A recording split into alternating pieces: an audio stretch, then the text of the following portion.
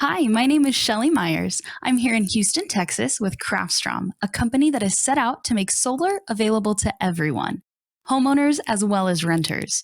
Let me show you how it works. This setup consists of two 320-watt panels. They are extremely lightweight and semi-flexible using American SunPower cells. Each panel has its own smart inverter that reports to our app. The inverters are daisy-chained and result in a standard plug that allows you to feed into any standard outlet. Our safety gate adapter assures you can safely backfeed into your house wiring. Now, look at this unique home battery we have designed from the ground up. It consists of the base, the battery itself, and the add-on with sockets and a wireless charger.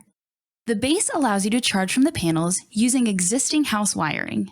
Just like all the appliances, it will receive power from the panels during the day, but in the evening, it will also reverse feed into any outlet to power your appliances. We also developed our own power meter that clamps onto your two main lines in the breaker box. It also is Wi-Fi enabled, and you guessed it, it reports to the app. Our system knows how much power the house needs at all times and assures the panels cover only that amount. We store the extra energy in the battery or throttle the inverters.